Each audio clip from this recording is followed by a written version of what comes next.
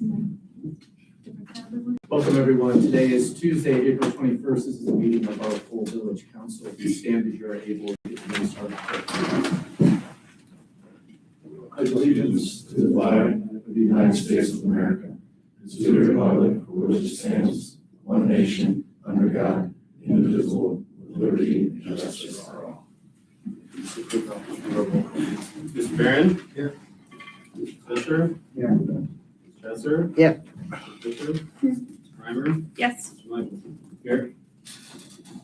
All right, thank you. So the agenda was posted extremely late, as were all of our supporting documentation. The agenda as posted is very similar to our typical agenda. I apologize for the lateness of that. Our council clerk had difficulties with getting stuff posted today. We shared that responsibility to try to get as much posted as we could before the meeting. As the agenda is stated, we do have a registered speaker. We have two items on the legislative memo. That's a resolution 2026-6 about the acting village administrator job description, and resolution 2026-7 concerning the necessity for a renewal levy. We have two staffing issues before us tonight. One is for the confirmation of my appointment for police chief. The other is for my appointment of a temporary village manager. Council may want to have executive sessions concerning one or both of these matters. I would like to, at the very least, have an executive session at the end to provide an update on a separate matter concerning litigation the village is handling. So with that, if you are able to see the agenda before you and having the amendments for it, I would ask for those at this time. Again, I'm asking for an executive session at the end. We can amend, actually, as we go through our meeting here. I know we have a lot of guests. We could amend the agenda. My understanding is that, yeah. So we could amend the agenda at any point to go into executive session if council pleases. Posted. Move to accept the agenda as posted. Is there a second? A second. All those in favor? Aye. Aye. Okay, also, thank you. We have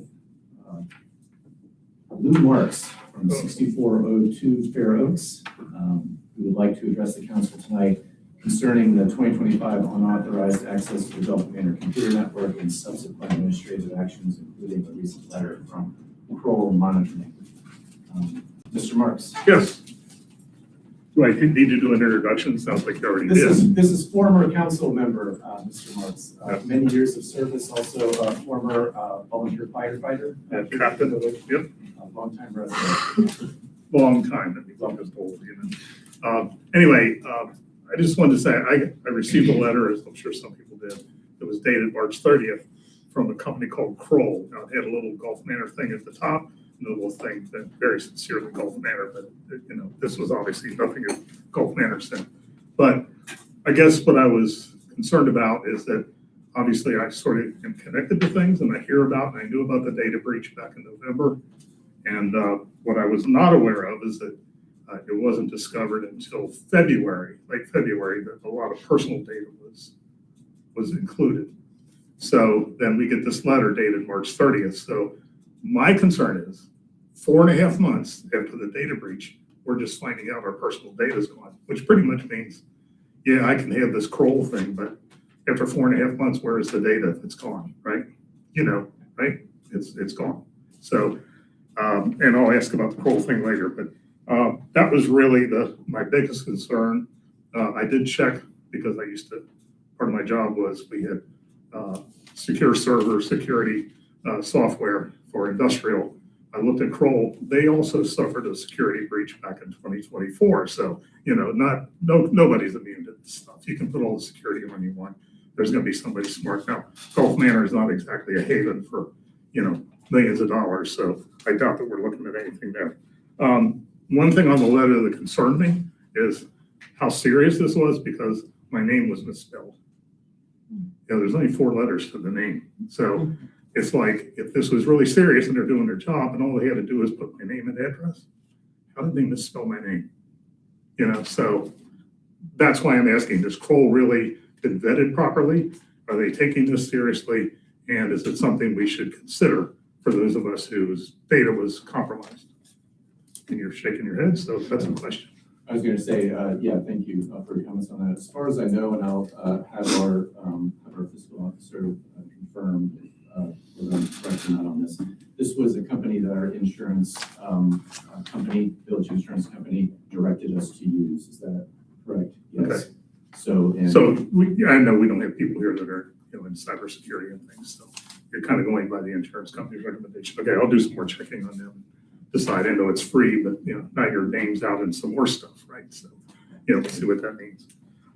So anyway, my other recommendation is that, you know, there's obviously a description for the executive committee and what you're responsible for, which is security and infrastructure.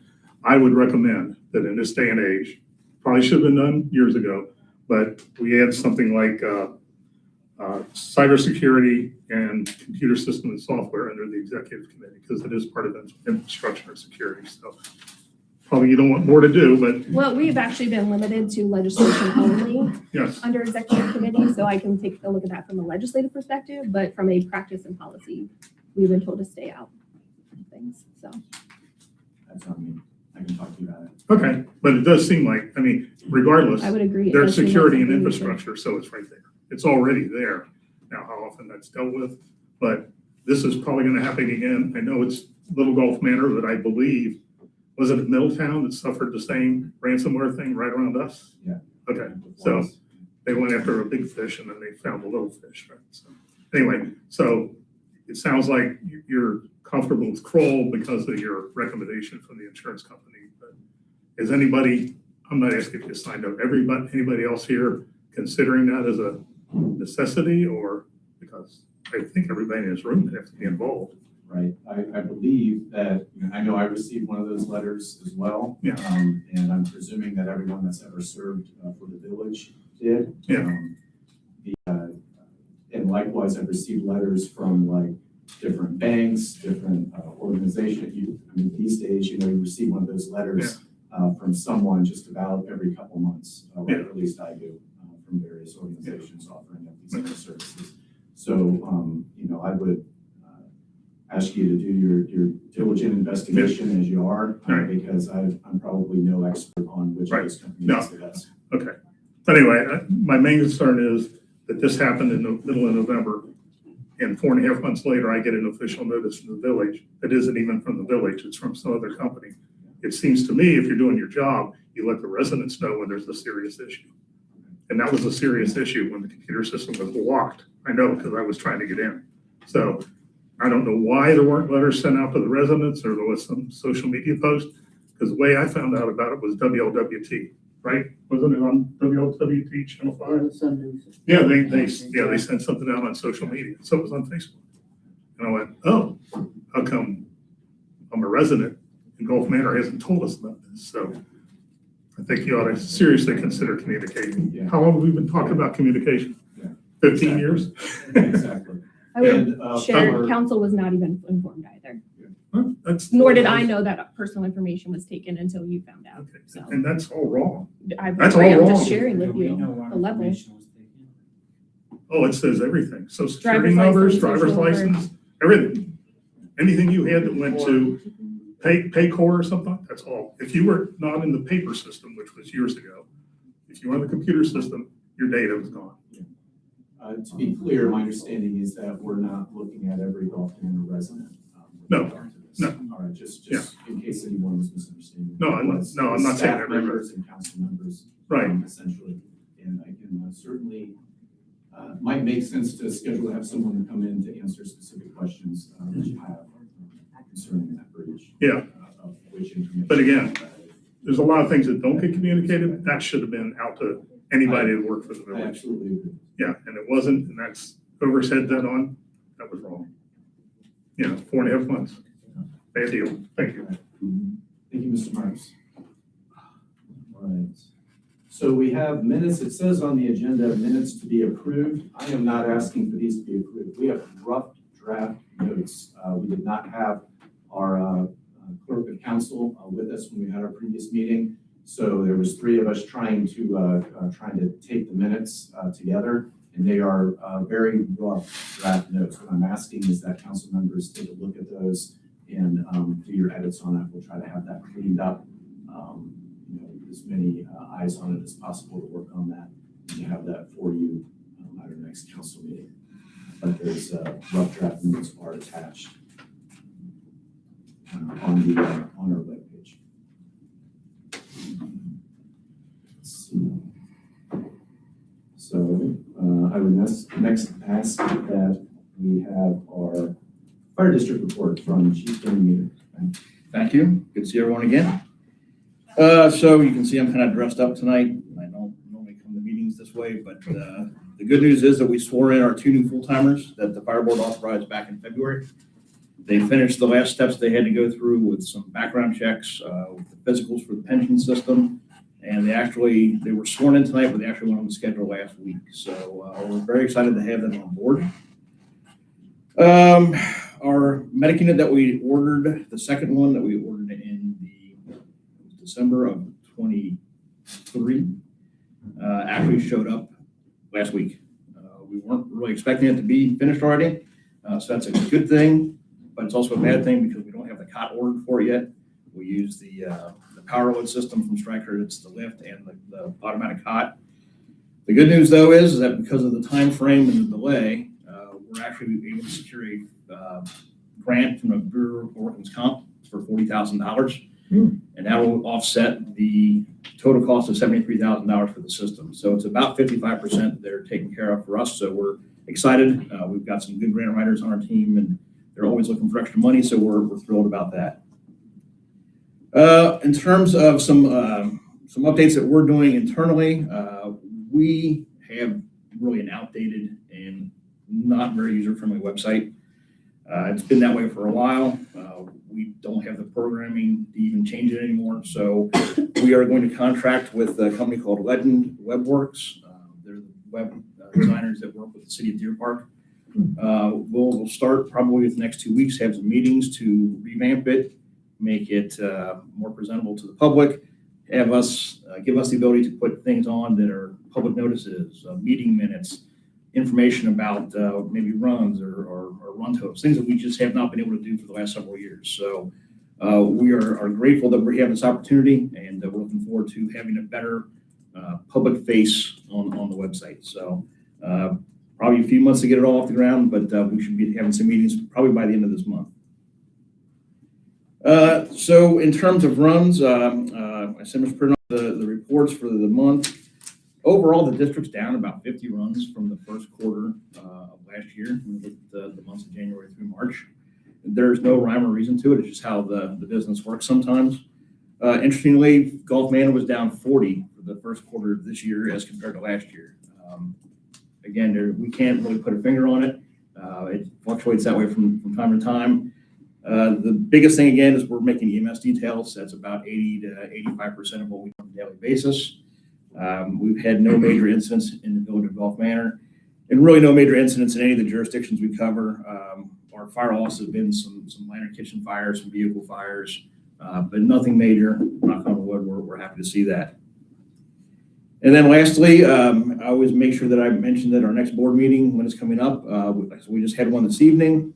Our next one will be June 16th at 4:30 p.m. That's at our firehouse. Again, just a reminder, we meet every other month, the even numbered months, on the third Tuesday. So if any of the residents or anybody here would like to attend, they're public meetings just like these. So we encourage everybody to stop in and be on the lookout for some new exciting things coming out of the district. Excellent. Thank you. Any questions for Chief Newton? Thank you for your service. I appreciate everything you guys have done as well. So thank you so much, and I will leave with the rest of your meeting.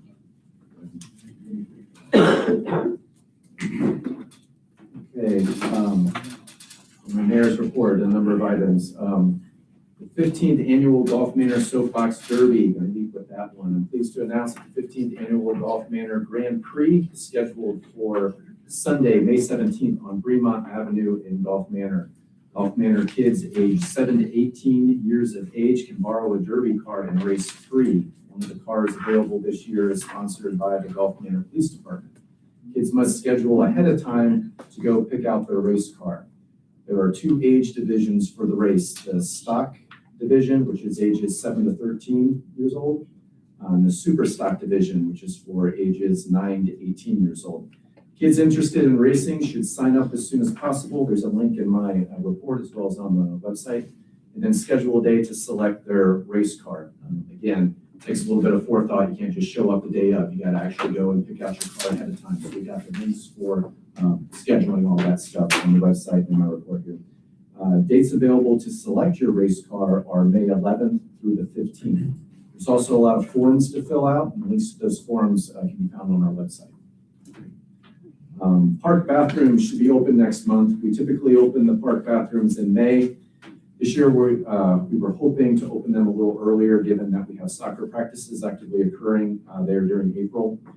We're opening the municipal building to the public for use of the bathrooms on those nights that soccer practices and games are occurring. And I would also add, if you have a scheduled event in the park and you need bathrooms, let us know so that we can make sure that we have the municipal building available for you. I want to thank our staff for making those adjustments possible. The water line to the park bathrooms is still shut on the winterization protocols, but the request has been made to have those water lines, have waterworks opening those lines as soon as possible, ideally this week. I was hoping they would be available today. Let's see, other projects. Yosemite has been paved. Speed humps and edge seals are complete as well on Ridge Acres. Security cameras are operational in the park, as is some new lighting. The HVAC system in the municipal building is being reviewed to formulate a plan to replace components toward an updated system over the next 5 years. Our current system has a hard time switching from heating to cooling, is my understanding, which makes the adjustment to fluctuating outdoor temperatures very challenging. We certainly experienced that at our previous council meeting. I attended the open house for Tyrex Development and Construction, spoke to their principal owner about their past projects, which span over the Rhine, Hyde Park Square, 5th Street, Walnut Street, Mason, Blue Ash, Walnut Hills, and more. Their projects closest to Golf Manor included the building at the former Cincinnati Gardens location, as well as Coffee Exchange in Pleasant Ridge. Terex Corporation, Terex Construction was founded in 2014 and provides consultative construction services for commercial real estate and help manage completed projects. They're located now at 6222 Leahy Road. We welcome them to the village. Salary adjustments. It was brought to my attention that the salary posted for the chief of police position is higher than our pay scale currently affords. We also have a situation where our starting salary band for the maintenance department is higher than the supervisory band for that department. I've asked the chair of our finance committee, Council Member Zach Michelson, to take on these challenges toward a legislative solution. As many of you know, there are also been requests to operationalize the bonus or salary structure for staff who are put into the position of managing the responsibilities of vacant staff positions. My hope is that we'll have some legislation evolving in finance committee that bundles all these together. Sometimes that's not possible though, and either of them, I want to thank Zach and the committee for the amount of extra hours they've been putting in to resolve these issues. I got a bit of the finance committee meeting tonight and understand that they are well working on this. Neighborhood food pantries. We now have a second rural food pantry in the village, in addition to the one we have at the East Los Angeles location. We now have one at the West Los Angeles location. I want to thank everyone who's made that possible, including Danny Lake for construction of the pantry, Councilwoman Gwen Chesser for leading the project, Acting Chief Reed of our police department, and Will Spence for providing the labor of placing the post. I believe our little pantries reflect very positively on the village, communicating a message of, and these pantries combine that message with freely available tangible resources. So once again, thank you to all involved. I attended the Condo Association meeting at Ridge Acres and discussed the possibility of a third little pantry being located there. This would address concerns that the pantries are presently solely on the north end of the village. I received feedback about the idea and proposed placement. The consensus at that meeting was it's going to be in Ridge Acres for the placement near the Turning Point Church on Ridge Ave, on Ridge Acres Road. I have not yet reached out to the admin or pastor of the church to see if they would be interested in taking on the project. I have a condo owner that approached me, however, on Ridge Acres, who volunteered to help as a custodian of the pantry should that placement be approved. Attorney fees, again, this was briefly discussed in our finance committee meeting, and I will skip over that for sake of time. Want to, it is in my report, which is posted online. Henry H. Falk, who was husband of former Mayor Donna Falk, died last month. He was a devoted husband of nearly 43 years, a loving father to their children, Jason and Shannon, and a cherished grandfather to Penelope. He was a dear brother, uncle, and friend to many. He was known for his intellect, humility, and service work. He was a member of the Knights of Columbus and of the Copeland Society. He played saxophone, coached youth soccer and baseball, and served as a leader in the Cincinnati Knoxville Baseball Association. He also enjoyed tending his garden. His legacy of compassion, dedication, and quiet strength will live on through the countless lives he touched and the family he loved deeply. There was a proclamation made by the Hamilton County Commissioners, so he was well known, making Thursday, March 19th as Henry Falk Day. Education and Earth Day proclamations. I read a proclamation here in the municipal building with members of the Orthodox Jewish community, their children, and educators. We've done this annually at the yeshiva, but this year we held it here at the municipal building as all the kids were out of school for the holidays. I've included a copy of the proclamation in my report. I'll be reading an Earth Day Everyday proclamation and posting information about the Mayor's Tree Program tomorrow on Earth Day. I started the Mayor's Tree Program 3 years ago with funds provided by the Duke Energy Foundation. The program provides native canopy trees freely to Gulf Manor residents. More details about how the program works will be available tomorrow. Our admin search. I requested that the Ohio Plan Risk Management Group provide a full service executive recruitment process for us. I'd like us to use these guys to design and engage the search process for our village admin. I met with the executive director, Michael Hinnenkamp, and believe they can provide a process that will withstand public scrutiny. I'd like this process to be fully vetted by council with input on the position profile for myself, the heads of each department, the council, and community. And he assures me that we can do this without having to design everything from scratch, that in fact they do this all the time. I have a draft of what they'll be doing for us to share with council. It's linked to in my report. As their process will take a while, I will still be asking the council to confirm a temporary admin to assist me while I make my longer term appointment. The appointment of a temporary village admin. I emailed the resume of Mr. Nathan Cahill to all the council members last month.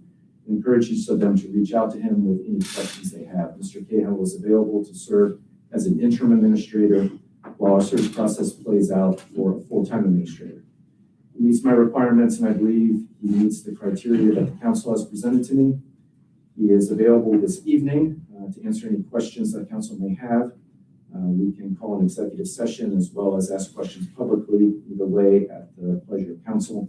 Our legal counsel has already vetted a potential contract for Mr. Cahill's services, so we can vote on this tonight if it pleases the council. It certainly would please me. Mr. Cahill, would you like to wave to everyone and say a few words? So as the mayor said, my name is Nathan Cahill, and it's wonderful to be here this evening. The mayor and I had a chance to talk over a few weeks back and forth. Actually, I got to chat with Mr. Michelson this afternoon, and I couldn't tell you, actually how interesting and how I'm looking forward to the possibility of helping serve this community. I am, and I didn't really expect to extemporaneously have to talk in front of everybody today, but I'm usually better than that. Ben would attest to that. But I'm here to answer any questions. I think the mayor has provided you a little bio or resume Previously, I have, more than 20 years experience in local government, doing a little bit of everything over the years. And I'm more than happy to chat with you folks here openly in executive session or otherwise. Excellent. And for those residents that are here, a link to his resume is in my mayor's report online. If you would like to review that. Thank you, Nathan. Let's see, and then briefly here, Ohio Municipal League updates. I try to keep try to put some of these in my report, but you can view a PDF of all the state bills that the Ohio Municipal League is tracking from their website. I have a link to that as well. In my report, there's a number of these that if passed in present form could significantly affect our village operations. So I've included their summaries in some of the legislation in my report. I won't be reading it though, but it is in my report.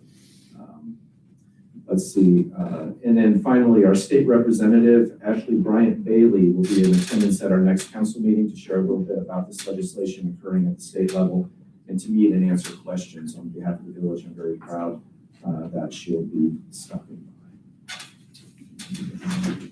With that, I will ask for our fiscal officer report. We're going to go through the finance report for March. I did send the council members from the December, January, February meetings. Again, I wasn't here on the February meeting, and the March meeting, which would be the February report. So I can speak about that with any questions. Okay, so for the month of March fiscal year 26, the village had a combined bank balance of $3,367,132.35. Of this amount, $238,507.61 can be found in the village's primary checking accounts, and $1,363,473.31 can be found in the village's high interest savings account. The remaining balances reside in other village dedicated funds. The village generated $83,939.56 in general fund income tax receipts. RETA collections are approximately 9% higher than March of the previous year and 2% higher year to date. The village received in advance of the first biannual disbursement of real estate taxes from the Hamilton County Auditor in the amount of $473,000.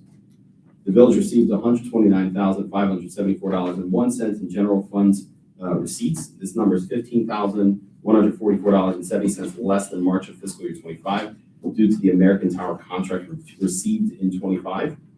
The Star Ohio Fund earned $6,332.41.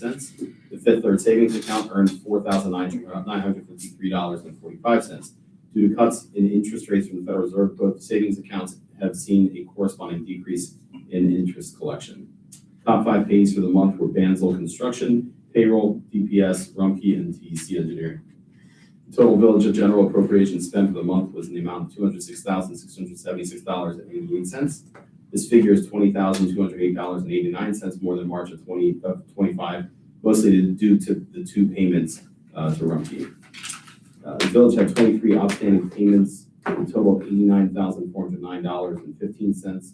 Village administration will continue to monitor appropriation spend and make adjustments deemed necessary.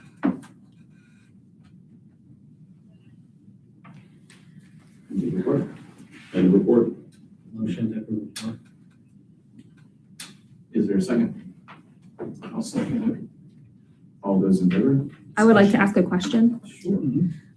Eric, in your report, I don't see anything that the mayor alluded to in his report around the attorney fees. And I thought my understanding was that would be discussed in this report. So can we have a further understanding of what that topic was?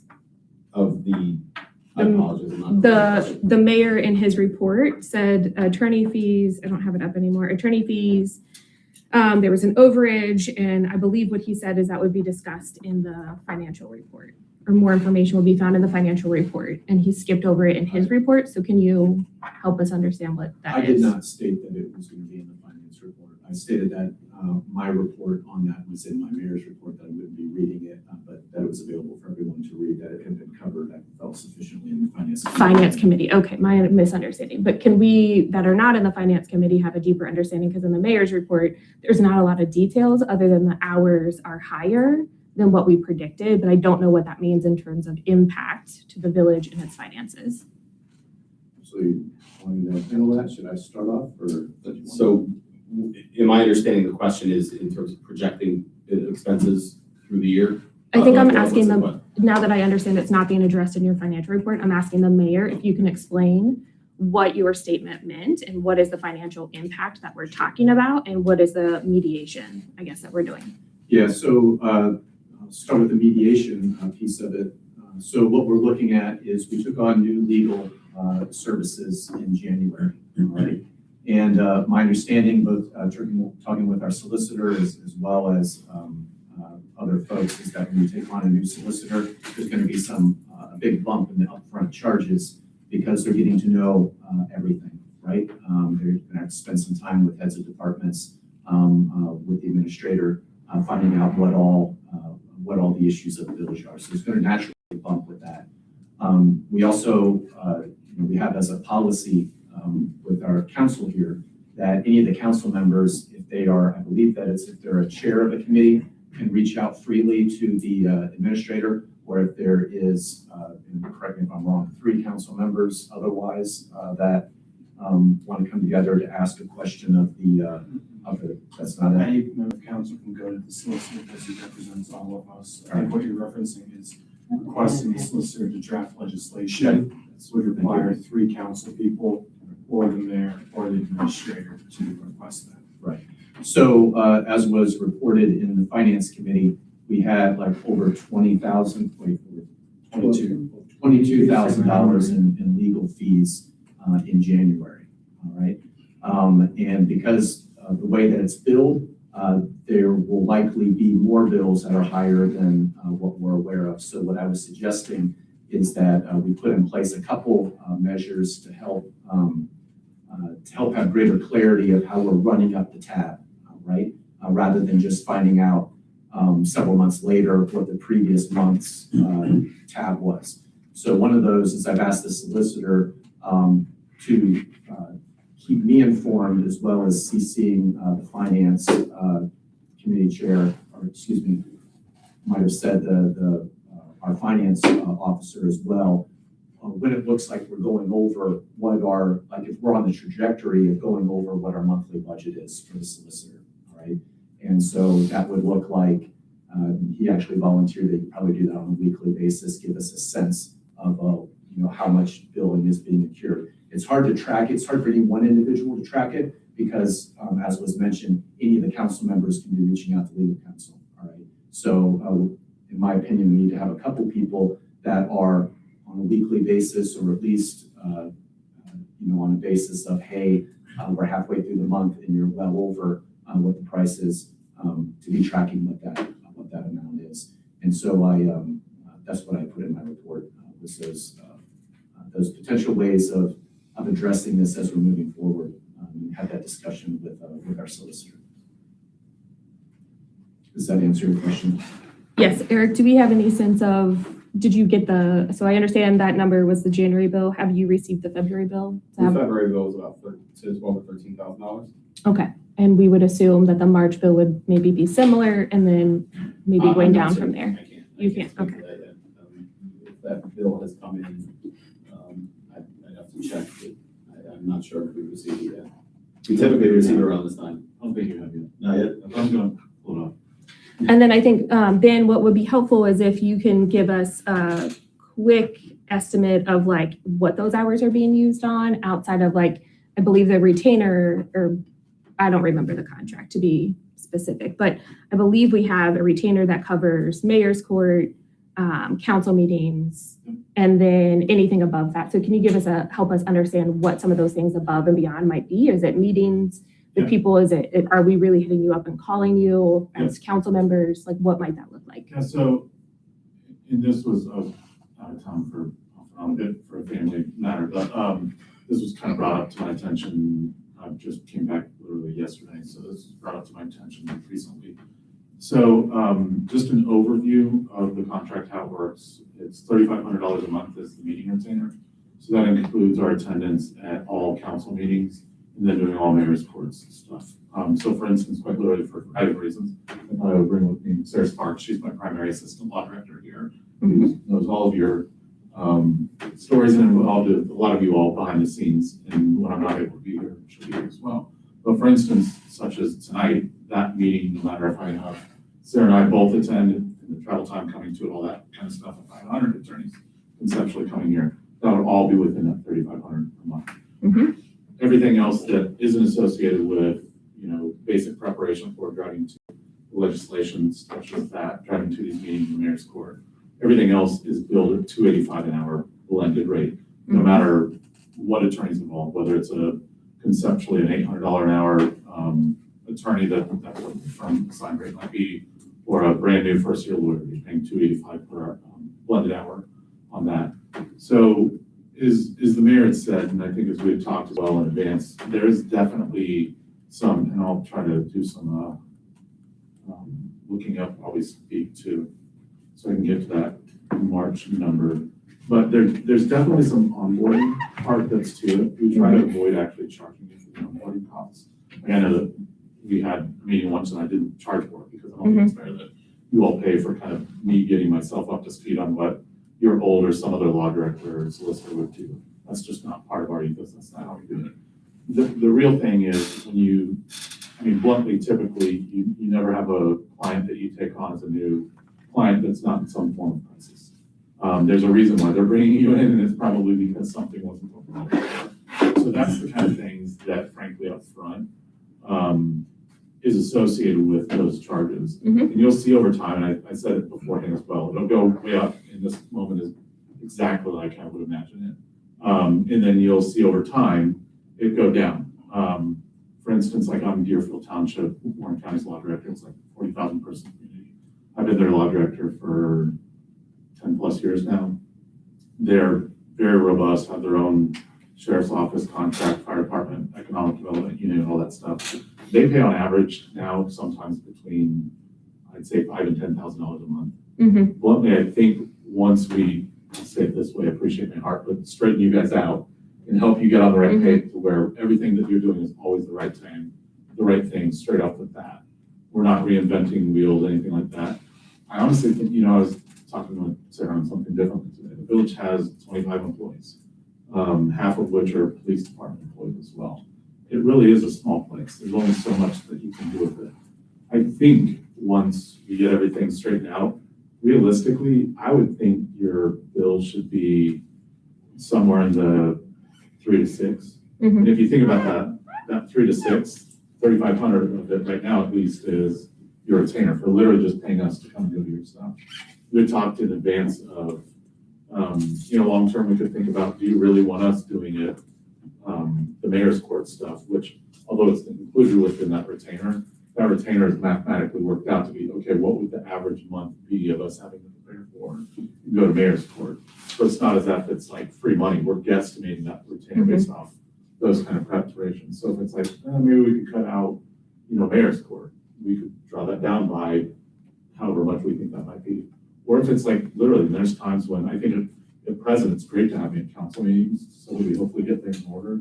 But I've got to talk vehemently to a lot of my other clients of like, you just pay me a bunch of money to sit there and do nothing during the council meeting. Like, I like my family, you like your money, why don't we just kind of find a way to make that work? So there's ways, even when things are going great, to get that tweaked down further. But in the meantime, it's all about, you have X amount of legal needs, and you have X amount of dollars. No matter which way we slice and dice it, that's what it is. And somehow we need to conceptually figure out a way to work within whatever that budget may be, which I don't yet know. This is kind of the first time learning of it. But there's a variety of ways that we can help get there. Like the mayor had said, we can kind of give weekly report. Like if we know a number, I've done that with other clients before where it's like, oh, we really need to be in that like 10 to 15 range. We can't afford to pay you. We love you, Ben, but we can't afford to pay you over that per month. It's like, okay, well, some of those needs might just be considered like deferred stuff that maybe we work on later when we have a lighter month and we could do that. So stuff like that, we could definitely work on giving reports on that. We could give summaries monthly of like, okay, here's generally what we did. I thought of some other things, but I know there's other ways in which we do it. Yeah. I think a good recommendation would probably be meeting with the mayor, the fiscal officer, and probably Mr. Michelson as the chair of the finance committee as well. Okay, let's come up with like, what is a reasonable budget? What is the plan of attack of what we can do with what limited funds we have? Mhm. And how do we get there? And then I also think, like, there's pros and cons to having just a retainer versus just doing a blended hourly rate no matter what, or what you guys have, which is kind of a hybrid of those two. But to everyone's point here, when you have outside of the retainer, you've got the just 285 blended rate, and you have conceptually, if you want it to be unlimited access, yes, technically speaking, I represent council and all of, its appointed and elected officials and employees in their official capacity, individually and collectively. So conceptually, if someone calls, I'm supposed to provide them legal advice, but that doesn't mean they're not your employees or supervisees as well. So we can put some guardrails in place of, okay, when actually should we have you call a lawyer versus when maybe we don't. And we can work on that to help provide some basic parameters to staff and everyone to say like, hey, maybe we don't, maybe we hold off. Yeah, no, I think all of that is helpful, and I trust that finance will figure that out. I think just high level, like what is, that roughly is like 65 additional hours outside the retainer. So like high level, what we were sort of getting at there, if, I know you did the meetings with council members to get to know them. If that wasn't included, like what are we kind of tasking you with? I think is just helpful to understand. forwarded you the January bill. I will look. Which has a broad outline of the narrative of each item. Got it. Yeah, which That's I think the guess I thing didn't that's helpful. include that, but like on the bill, I guess all of you don't see it. It will literally say every single time entry from every single timekeeper. That's what we call ourselves, Sarah, myself, and everyone else. Mhm. The time was worked, the amount the time was worked in tenths of an hour on increments, and then I'll give you a description specifically of what happens. Like if someone from the public does a public records request and requests ours, we'll redact the description, but you guys are quite literally all part of the client. So that's all completely fine for all of council to review as you should. Mhm. But even outside of that, we can put together in like kind of narrative form, like, okay, here's what we did for you this week or this month, and we can go back retroactively as well. Got it. And No, I think this detail is Creating that not Eric, Zach forwarded is helpful. So general solicitor, village solicitor, and the retainer, and then personnel services. Those were our top sort Yeah. of and things I for actually- Jan. Sorry, I didn't mean to overtalk you. I also have done with other clients as well. I pride myself on providing the most efficient service possible to you all. Mhm. By efficient, I mean, obviously we charge a legal rate, but that's matched against how quickly can we do the work? And because we represent, we know so much, we can do a little work a lot quicker. But I can only control so much on my end. What we'll do typically with clients as well, especially ones that are somewhat in a transitional phase, is we'll do like an end of year debrief, and I'll have a pie chart that says, this is everything that you spent your money on with us. And then we'll break it down into different categories. And typically the number one category, especially with clients that are in crisis or transition, ends up being personnel related things. Mhm. And so we'll talk about like, nothing would, you have those here, but sometimes it will be rival factions within government that are sending public records requests to try to figure out who else is doing what else. It's like, let's talk about that. Let's talk about chain of command. Let's talk about the things that are unnecessarily costing you money. That if we can work on those and all be on the same page, we can help you all do your side of the work to keep the bills smaller. So that's something that we'll do. But the goal will be, and typically I'll bring with me even in interviews, like all of my clients where I'll show, like, here's what it was, and then you'll see it trickles down, and then you get that maintenance. Mhm. Happy to help. There's no defensiveness, offense taken. I get it. Legal fees are extremely expensive. Completely happy to work with you all, be transparent along the way to do whatever you guys want. Thank you. There was a motion to accept the report by Mr. Fisher, a second by Mr. Michelson. Any question from Ms. Primer about legal fees, which turned into this discussion, if there was no vote? Good catch. No problem. All those in favor? Aye. Without objection, I'll take issue with this. Thank you. Let's see, police report. All right, good evening. We'll start with the monthly mayor's court report. We have a total to the city, which would be the village, $4,061.00. Total to the state, $537.50. Total to other within the county for $81.00 for a total revenue of $4,679.50. This is the end of the mayor's court report. Thank you. Is there a motion to accept the mayor's court report? Police. The police report? I'm sorry. No, we don't do that. Let's see. I got confused which report you were reading. Oh, okay. That was the monthly's mayor report. Oh, yeah. So that was the mayor's court report? Correct. Correct. Is there a motion to accept the mayor's court report? I'll move to accept the mayor's court report. Is there a second? Second. All those in favor? Aye. Thank you.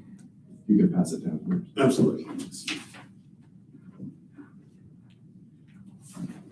So included with the package as well, I've got the run totals for the month, pretty consistent with previous reported months. We got 181 dispatches, 255 self-initiated, which includes traffic stops, vacation checks, visit checks, et cetera, for a combined total of 436. At the bottom, you'll see it has it for a total of 614 for our annual.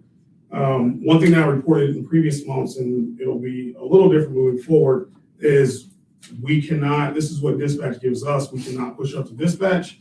So our numbers are a little more based on what the officers self-generate in in Sundays. So actually for the year, we were sitting at 1,212 calls for service. This time last year, into the first quarter, we were 1,122. Slight increase. The increase is driven by community-oriented policing, so it'll be business checks, property checks, directed patrols, things of that nature. So nothing to really be alarmed about.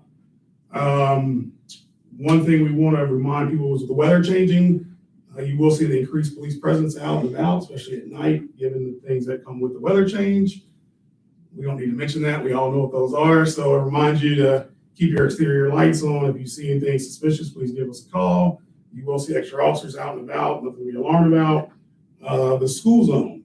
I want to touch on that very briefly. It is finally legally marked. It has the proper signage, the proper lighting, so you will see an increased visible presence in the school zone for the next 30 days. After that, we will enforce the school zone. So for 30 days, you will see warnings, you'll see cruisers in the roadway, they'll have their overhead lights on, slowing down traffic, and we are seeing some pretty high speeds in the school zone. So we want to make sure that we give a 30-day warning, and then proper notice will go out and we'll start issuing citations. You also have the mayor's court blotter that I provide every month. It shows you the workflow of the mayor's court, what's coming in, what's going out, and the process handled by the magistrate. And then also included the citation report. There were 35 citations. No surprise, generally the highest numbers are expired license plates, and then also people operating without a valid driver's license, i.e. suspended or otherwise. Other than that, I want to remind residents that we do have free steering wheel locks in the lobby. I noticed today they're out, so I'll replenish that. And additionally, you will notice there are these small blue envelopes. Those are part of the Ohio Blue Envelope Program. It was a program created by Developmental Disabilities. It's to increase safe traffic stops and communication, or if you want to limit communication with law enforcement, you can take the envelope. Inside is a decal. You will place that on the back of your window, driver's side, and that will alert the officer that there is an envelope inside of your vehicle that you will be handing them, and inside that will have all of your documents. Driver's license, proof of insurance, registration for the vehicle. It just cuts down the interaction. If there is some type of disability there, it alerts the officer what the disability is, and if there's somebody we need to contact to identify and explain what's going on to basically help us de-escalate and just, communicate with you more effectively. All that information will be in the envelope. So I encourage the residents to take advantage of that. It doesn't have to be strictly for disability. It's all about de-escalation and effective communication. If you want to take one and you just want to say, hey, here's my envelope, my sticker's on the back window, that's all the information we need. We'll still explain everything like we're supposed to, and just hope for a safe, smooth traffic stop. That's pretty much the gist of it. Other than that, that's all I've got, unless there are any questions for me. So the Sundance information is not on this report? This is only a report from Hamilton County? Sundance information is on this report that you have. What I'm saying moving forward, so you see here, we've got 436 calls here. Before, you would only have what the officers would push in, and then I would report a different number. So I would say, for example, 260, and then I would say an additional 181. So moving forward, you'll have all that on this report like this. This one has over here, that's the total. Your totals are here. So you have to take that 181 and 255, and that'll be your total. And at the bottom, you have your date. Any other questions for our acting chief of police?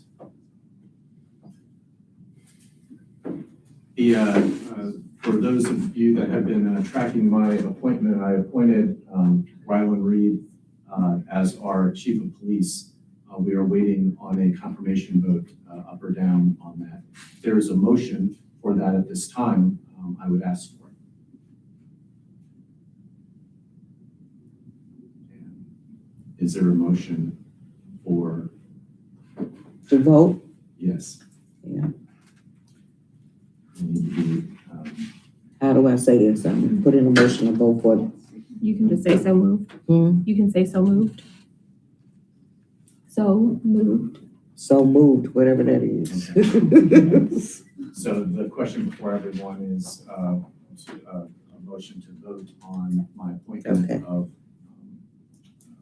Rylan Reed for chief of police of Gulf Manor.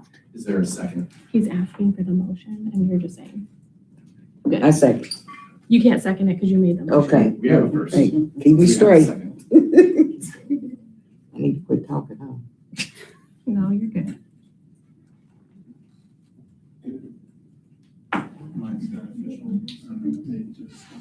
I'm gonna second We're going to discuss that for a second. That's typical rules. But So it's being suggested that if, as I said at the front end, if council would like to have an executive session before discussing the appointment that I've made openly, we can certainly do that. But if you're prepared for a vote now, I would ask you to have the vote now. And we have a motion. Do we have a second? Typically, the way our rules work is you have a first and a second, and then you have discussion, right? And if council is wanting to do that.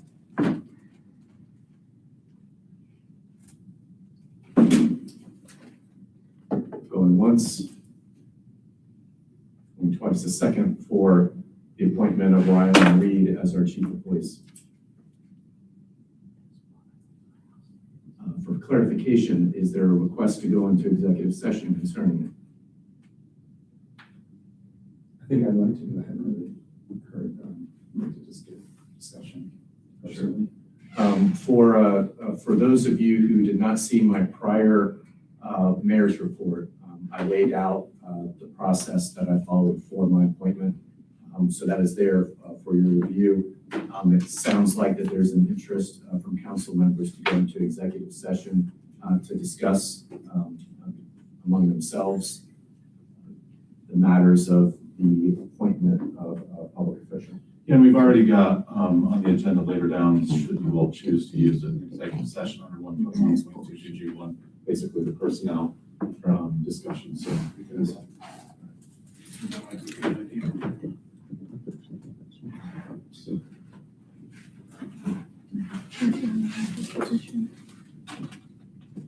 Or solicitor report.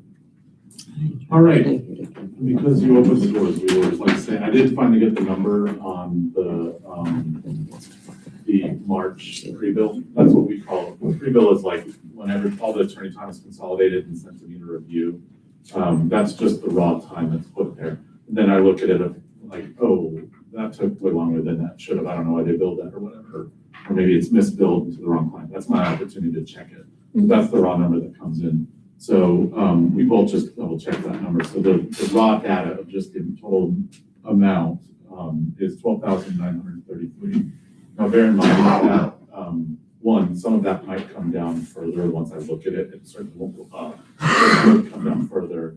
Another thing also is that under the, like I talked about the retainer for the council meetings in the mayor's court, I think that actual raw number wasn't 3,500, it was actually like, 7,000 and something in raw time. We'll only bill you the 3,500, even though it went way over that. And I can already tell you there was a kind of a complicated potential jury trial in a request to transfer from mayor's court to municipal court that we kind of had to scratch our head at and go, oh, wait, to what? It was kind of complicated. So we did a whole bunch of research on that thing, but that's where you'll receive the benefit on that of, instead of being charged the 7,000 to change, that's what her retainer's there to do. It was in January, how it was 9, but. Yeah, exactly. And I like to put that on the bill too. And candidly, like if the retainer is consistently being $9,000 or $10,000, but we're only being paid 3,500, eventually in due time we'll want to talk about that, but not for quite a long time. We're all just learning the ropes on a little bit. But yeah, so that's where you're looking-ish, is probably somewhere in that 13,000-ish for March. So certainly less than 22, but nowhere near where I think we can get you all. But again, we can talk and try to come up with something that works that you guys can actually afford to. All right, moving on to the other things that are in there. The first in the legislative report is the acting village administrator job description. If you recall, we had some discussion over that at the prior meeting. I think working with Ms. Crimer, we wanted to take out any ambiguity as between when should it refer to council, when should it refer to the mayor, et cetera, et cetera. So we went back and did our best to take out all possible ambiguities. There was some simple little and/or type language that was there that's since been updated. So, technically speaking, under the charter, in the codified ordinances, it doesn't say anything about there actually even being a need for a job description for an acting village administrator, because frankly, none of those technically, nothing in our charter actually explicitly uses that phrase. It doesn't contemplate someone serving as an active, but I think there's been some discussion about obviously potentially appointing someone as an acting. So this would be that job description that ultimately, honestly, would probably look a lot like the job description for the permanent position as well, with whatever else you all might want to add to that one. So is there any questions about that one or further need for discussion on that? If there's not, then I request a motion to approve the acting village administrator job description. I'll make a motion to approve the acting village administrator job position description. Is there a second? Second. All those or any discussion? Does it have clarity that you were looking for? It has as much clarity as our charter allows. All right. All in favor? Aye. That's sufficient for the resolution. We great, thank you. And then the other two things are very similar to what we attempted back earlier in the year. You have two renewal levies that are coming due that we wanted to put back on the ballot. First attempt was to do that in May.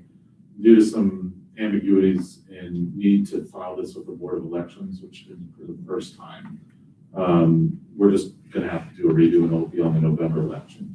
So specifically, you've got resolution 2026-6, which is a resolution of necessity for the renewal levy involving current expenses levy. Then you've got resolution 2026-7, which is the resolution of necessity for a renewal levy involving the streets and roads. Again, the process will be, the process is you first submit a resolution of necessity. That then goes to the county auditor and say, okay, if you're wanting to do a levy at this amount, this is how much it's going to generate. And then you get that information back, and then based off that information, you then would pass a resolution to proceed with actually putting it on the ballot.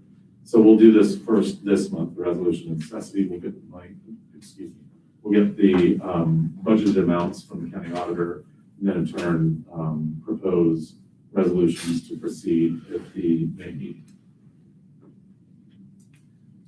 So any questions, or is there a motion to approve the resolution? Do we have to read by title only? Do we have to make a motion? We don't have to do that anymore. For ordinances only, because these are resolutions, it can be passed on its first reading without giving any title requirements. So is there a motion to pass resolution 2026-7? 2026-6, sorry. I'll make a motion to pass resolution 2026-6. Second motion to pass resolution. Any discussion? All those in favor? Aye. Aye. Excellent. And That would include, so you need 7 as well. Thank you. yes. Is there a motion to approve resolution 2026-7? I'll make a motion to approve resolution 2026-7. Any discussion? All those in favor? Aye. Thank you. And that now concludes the solicitor's report. Thank you. Excellent.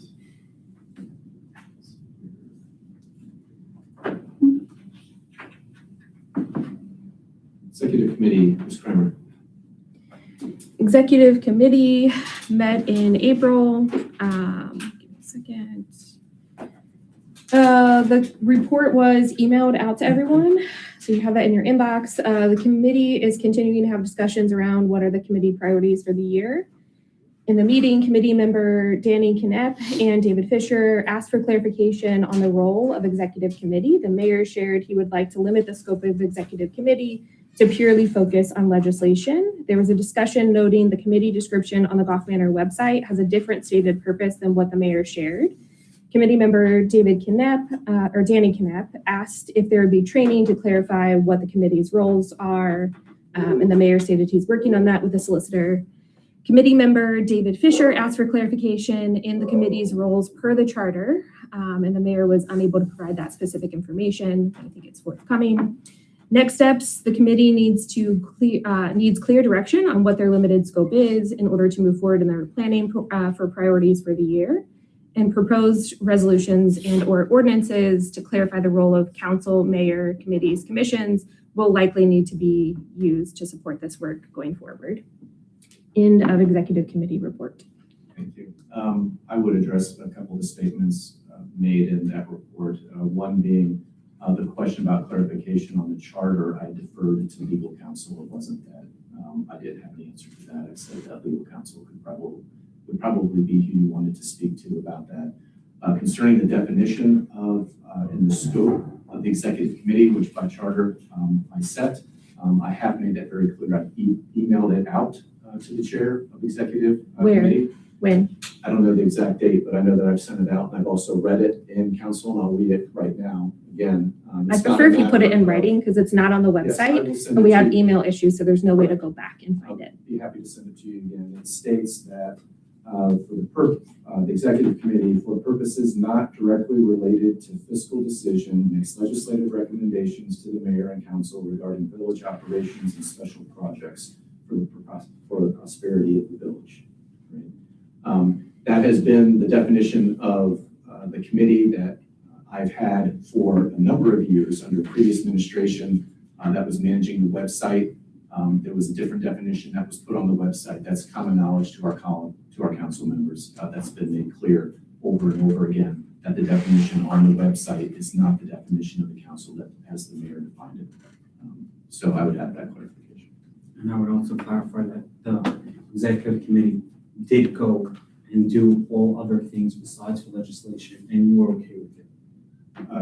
I would defer to our previous council meeting where I addressed that, and I said that, yes, with regard to legislation, that includes resolutions, that I did allow a lot of leeway for there to be discussions about things so long as they were leading towards resolutions. In some cases, it did lead towards that.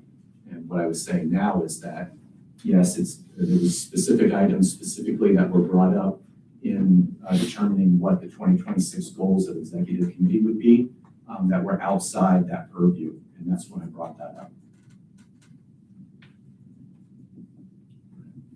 And according to the charter, we've been asking the question, according to the charter, does executive committee in charge of reviewing the administration? Yes or no? I believe the answer to that is no. There is a part, if you're talking about reviewing the village administrator, yes. But again, I would defer to our legal counsel to give a specific statement on it. So all the charter says is gets to this specifically in section 3.02, which is powers and duties of the mayor. And Mr. Michelson, if you're going down to it, it's maybe a little more than halfway through there. But what it says is the mayor shall establish the committees of council at the first meeting of council for a new term, and throughout the council term as necessary to carry out the business of the village. The mayor shall appoint council members and may appoint as necessary residents, including business residents, to such committees in his or her discretion. The mayor's decision on committees shall be final and not subject to approval by council. The mayor shall give due regard to the preferences of council members in establishing and staffing committees, but shall not be bound by their preferences. If I remember correctly, I couldn't find it recently, but there is something in there about the executive committee reviewing the administrator's duties or administrator's work. So this is where it gets interesting. The question you asked me specifically was, is there anything in the charter that speaks to that? That's what the charter says.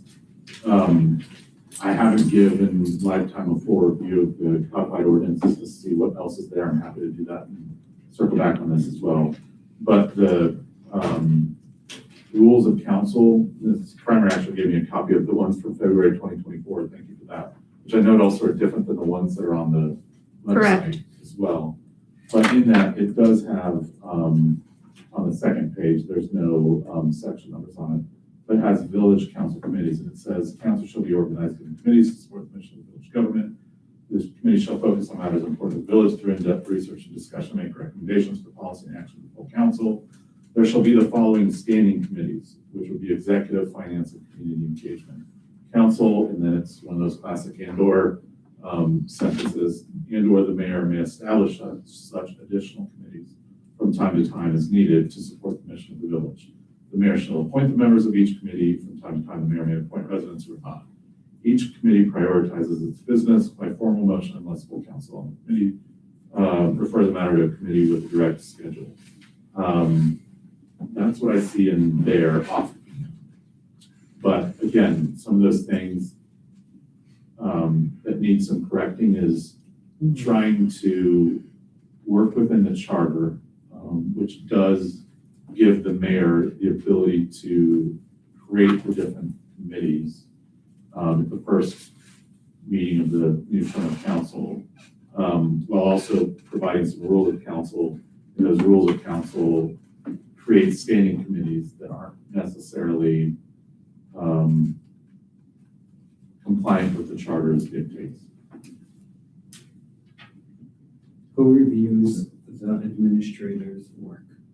So that's in a different section. That's under the powers and duties. Well, it's in the same, excuse me, it's in the same technical section, powers and duties of the mayor. It says that the mayor shall be the chief executive officer and chief conservator of the peace of the village. The mayor shall see that all ordinances are enforced. The mayor shall have all general and judicial powers vested in him, and shall perform all duties provided. Sorry, correction. It doesn't say it there. It's referenced in the other sections where we're talking about the village administrator. That's 5.03. I know it says, there it is. It's in the second paragraph of section 5.03. It says the village administrator shall supervise all department heads, officers, employees, agents, clerks, and assistants employed by the village. The village administrator shall make recommendations to the mayor and / council as appropriate. And then it says the village administrator shall have the general supervision and control of the mayor and shall have other such powers and duties as may be designated by council or allowable by Ohio law for village administrators. So for 5.03, the village administrator works under the general supervision of the mayor and shall also have such other powers and duties as may be designated by council or is allowable by Ohio law. Somewhat clear as mud, but in basic form, council is the legislative and policymaking body of the village. The mayor is there to effectuate the laws and ordinances passed by council. In doing that through delegation to the village administrator, is to work under the general supervision of the mayor. Okay, that was not the understanding council were in on, the council worked on in the past. And again, and I think probably what you're getting at is because there's been years and years of rules of councils, and I haven't even gone through fine tooth comb, the codified ordinances, and what they may say and who does what versus what the charter says. We'll get there, but I think it's probably based off custom and practice of how things have gone versus what is actually in the charter versus. It was also at the advice, when I started on executive committee, it was the advice of our former solicitor that there was conflicting information in the contract and charter and ordinances, and this was the established process. It had also predated me that executive was doing the pieces that David is asking for clarity on. It was not something that executive decided to do when I became chair. And I think some of this most likely is the stuff that once, if and when we get an active or an acting village administrator appointed, this is stuff we're gonna want to get completely straightened out.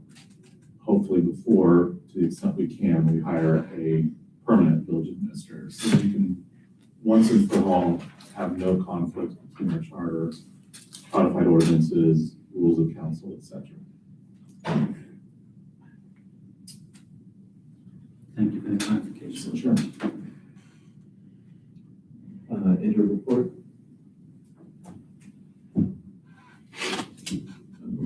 All right, finance committee.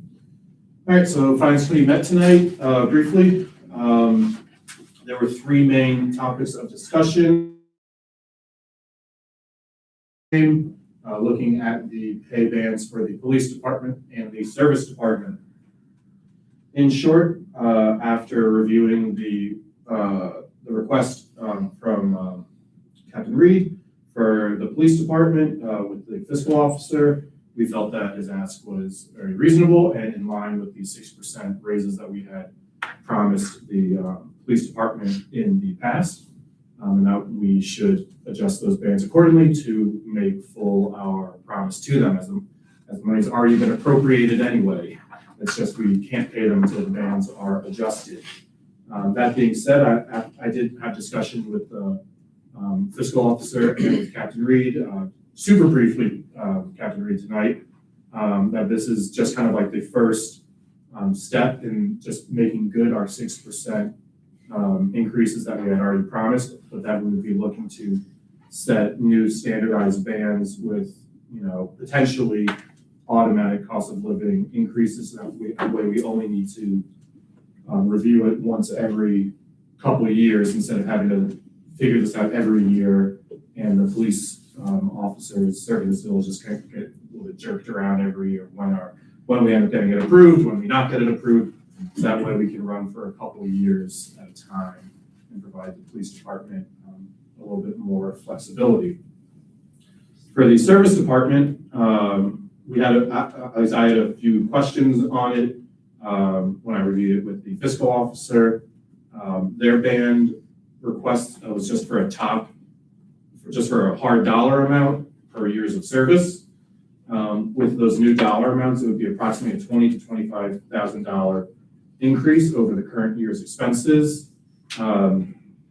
That's not too unreasonable, but I am going to ask for additional clarity from the service department to provide actual bands of pay, so that way people aren't just capped. Because if we just had, say, for example, what he provided, if someone has 3 to 5 years of service, they get $24.50 an hour. That means for 3 years they're not getting any pay increases because by ordinance they would only be allowed to be paid $24.50. So I'm going to ask him to rework it, give us bands, so that there is some flexibility there for him. In addition, he did ask for an additional full-time service member, which, based off of the pay that he gave us, including benefits, would equal around $60,000 a year, which is a large increase for a small village. So combined, that would be a total of around $85,000 in salary increase. What the ask I'm going to have of the service department head is that, at least from my conversations with various members of the administration and of the village, is that the big need for an extra full-time service worker is for during snow plowing and leaf collection when it's really hard to get part-time help come in, so that way we have a full-time person available. I would make the ask of the services department head to outline how he would be using that extra worker throughout the whole year. That way we can make full use of that additional worker. So we're gonna make an extra ask of him to kind of clean up a little bit the ask, make it a little bit more clear what he wants, what it's gonna be used for, and specific bands. So we'll review that at the next finance meeting. And I previously sent out the police ask to the committee members. I need to scan in the service ask and I'll send that out to the, although they have paper copies, send a digital file out to the committee members. So that by next meeting, we can have a robust discussion. And we can get moving on that so that our service members and police department is taken care of. The other item on our agenda was what the mayor had touched on, was with the solicitor bill for January. Just kind of reviewing it, seeing how large it was. Just off my initial review, there were some small tweaks that could save some money. That's all a few bills for driving to and from the village for meetings. We can have phone calls, video calls. There's no need to pay them to drive here and drive home. There were contracts that were reviewed and never acted on. So I think there's a few areas we could clean up and actually reduce our expense. Hence the finance report. Excellent. Any questions for the chair? Thank you. Are those fix-ups put in place? Did you work on that? The what? The fix-ups, where you gonna, those stuff that you mentioned regarding, not driving to the village and having a phone call and all that. What's Was it acted on that we're gonna put in place that meetings like that shouldn't happen in the village? Nothing was acted on because we just talked about it an hour and a half ago. Are you gonna spearhead it? Yeah, I think Ben had a great idea of, meeting the mayor and the fiscal officer Britnoff to discuss actionable items to how to reduce our spending. And And they don't feel good. yeah. So, yeah, I'm more than happy to, help lead that and, try to reduce our spend as much as we can. Excellent, thank you. I know that the Community Engagement Committee did not have quorum. Did Recreation Commission have quorum? Does anybody know? No, they did not have quorum either. No, they didn't. They did? Nope. No, they did not. Okay. Is there a We Thrive group report? All I have is, I do have something for recreation. There are two people that they want to join recreation as Pam Essex, did I say that right? PMS. And Danny Connect. So I was at that meeting. And community engagement, they discussed the postcards with 2 mailings. And what else? Recreation discussed the block party for June the 19th, times 4 to 8. They haven't finished all of that. I guess they have to meet on that again. And We Thrive, you talked about already the third pantry and where it should be. And we have an OSU class coming up, but hasn't been announced yet. So I mentioned about the Gulf Manor Grand Prix coming up. That's Sunday, May 17th, the Juneteenth celebration, Friday, June 19th. And the 5th of July Parade and Picnic, Sunday, July 5th. There will be a mailing going out, which should be received within the next 10 days or so that has all that information for the residents. Let's see, I am going to direct folks to the website calendar for the dates of the upcoming meetings that we have for community engagement, for executive, for finance, and for full council. Our website is, I reached out to the person who's doing the redesign of it today, and we talked very briefly. We scheduled a longer time to talk. where I can get fully updated and be able to update all you on where we stand with the website being redeveloped. I know Ms. Mail has been spearheading a lot of those conversations. You don't have to, I didn't give you any kind of forewarning. Would you like to speak on that at all? You're talking about regarding the website? Yeah. So at this point, so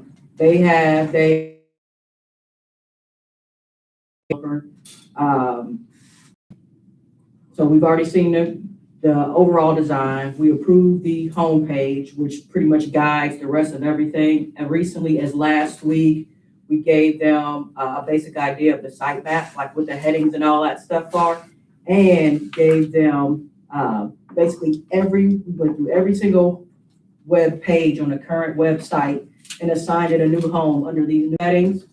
And then semi-related, they have also set up, and that's where they pulled you in. There will be like a text message notification tied to all of that too. So as of now, though, like our biggest, as in the residents, the volunteers, last real task is go through the content. Like it all has a new home now, but some of it might still need to be gutted. But that I think can wait at least until like even after the website is done, we just go in there and edit all the content. But as of now, every current web page has a new home and it's mostly laid out and they're just doing the design. Excellent, thank you. But I do not have an update on when they expect to be done. Okay. Okay.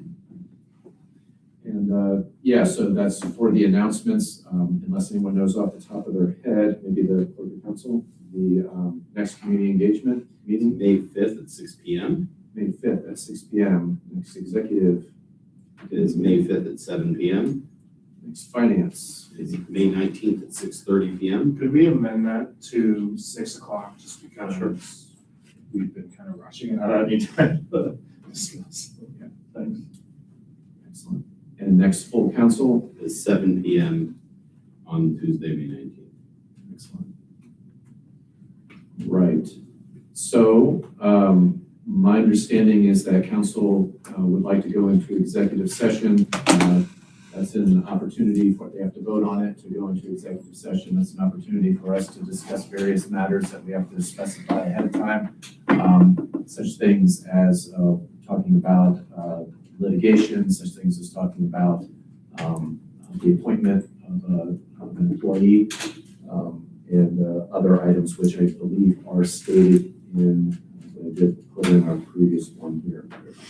Yeah, the only, they're all enumerated on the DORC. The only one that's listed, at least in the agenda, is 121.22G1. That's to discuss the employment and compensation of a public employee or official. So that would cover the two staffing issues that we have.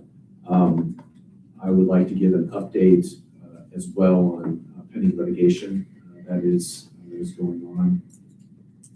So if you could help me with the number. Yep, I believe it's 121.22G2. I'll check really quick. We have a number of guests here. I know we had even more earlier that we outlasted. Maybe they can come back. When we go into executive session, it is folks that are invited and for matters of privacy involved. And so we'd be asking our visitors here to step out during those for whatever actions the council would be taking after this session. Is there a motion to move into executive session and And before you do, I was actually one off. So specifically, if you want to talk about pending or imminent court action as well, you've got 121.22G3. So in total, it would be a motion to enter executive session under RC 121.22G1 to discuss the appointment, employment, and compensation of a public employee or official, and 121.22G3 to conference with an attorney for the public body concerning disputes involving the public body that are the subject of pending or imminent court action. Can I just say the numbers? You can also just say so moved. So moved. All right. And seconded? And seconded? Linda, did you? Okay. So then we would do a roll call, correct?